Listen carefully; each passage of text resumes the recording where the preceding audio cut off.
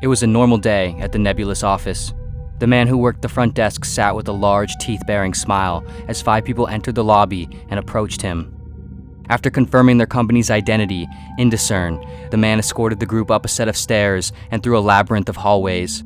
They passed tables, desks, and offices occupied by nebulous employees, their heads all positioned in a similar way, staring forward at a screen or piece of paper, necks stiff and tilted at about a 45-degree angle. In an effort to be liked, the man from the front lobby asked the incoming guests questions about their travels and familiarity with the area. As the group answered, the man from the front lobby, still holding his smile tightly in place, proceeded to ask the same series of questions he asked every person or group in this scenario. Eventually, they reached a large conference room at the end of a long hallway. Inside, there sat other men and women, all sitting with rigid necks and straight postures to match their faces, talking discreetly without any apparent body motions or gestures. The man from the front lobby knocked on the room's slightly ajar door, and all the men and women in the room turned their heads in synchronization. The man from the front lobby introduced the group of guests to the group in the room, and then, in an almost ethereal manner, quickly and discreetly disappeared back down the hallway, the original curl of his smile now inverted into a sort of droop. With big, fervent smiles showing various amounts of teeth, the nebulous group in the room stood up and welcomed in the Indiscern group.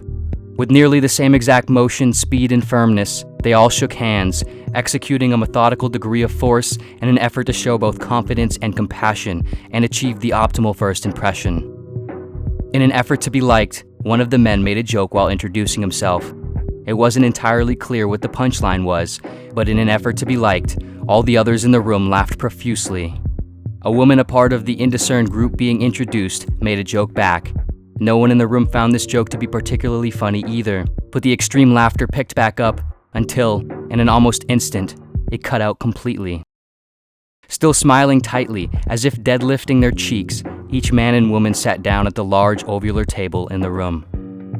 The meeting commenced, and everyone said something, even if they had nothing to say. When each person spoke, they spoke carefully and methodically according to their particular role and rank, analyzing the consensus and direction of the conversation and sharing their statements and opinions accordingly.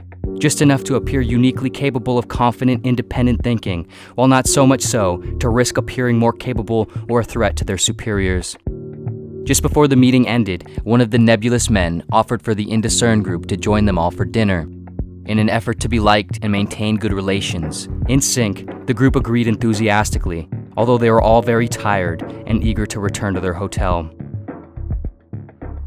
At dinner, the whole group shared witticisms and opinions about pop culture, current events, and entertainment, as well as other non-specific work and personal life anecdotes, modified and embellished to ensure favorable and interesting appearances. All of which, opinions and anecdotes included, everyone seemed to share and agree with. A young waitress served the group and, in an effort to be liked, was careful to maintain a bright, bubbly personality, engaging and reciprocating in the group's humor and banter, knowing that the men and women's attire indicated the prospect of a large tip. Throughout the dinner, the group loudly laughed and huffed while the banter continued, as if they were a TV sitcom laugh track for the show of the restaurant. None of the men and women were having a good time.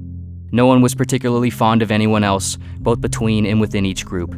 Each person's effort to be liked preoccupying their own head sufficiently enough to keep everyone from being able to really know and like anyone else. In each moment, each person was trading the individuality of self for the preservation of self. And in doing so, no one knew anyone. In this world, it only mattered that the self fit, not that the self was real. By the end of the dinner, everyone was extremely tired, intensely desiring to return to their hotel or home. Following dinner, everyone stayed for several more drinks. After the outing finally concluded, each man and woman returned to their home or hotel room. They slouched, watching different forms of media on their TV, phone, or laptop, nervously anticipating the next day, in which they would again continue to work to preserve the self so that they could remain the winners they dreamt to be.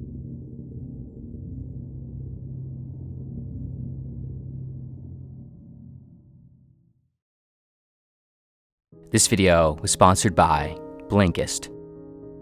No matter what cog in what machine we might be, our personal time is sacred, and making the most of it is, of course, incredibly important. Whether it's on a commute, at the end of the day, in between activities, or during breaks in your schedule, the book summary app, Blinkist, can help you turn your spare personal moments into more meaningful and enriching opportunities to learn more about what you like, what you care about, and hopefully, who you really are.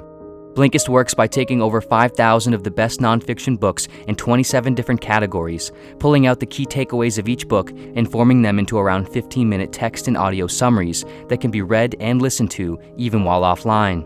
Additionally, Blinkist also has summaries of popular podcasts and a wide selection of audiobooks available directly within the app, making it easy to learn from a huge selection of voices in a comprehensive range of ways.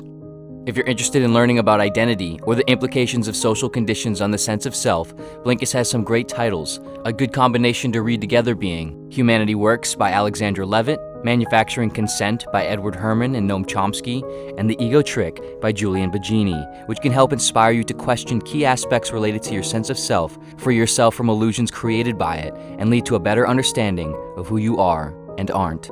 The first 100 people to use the link in the description will receive 1 free week of unlimited access as well as 25% off a full membership. The free 7-day trial can be canceled at any time within the trial period. And of course, thank you so much for watching in general, and see you next video.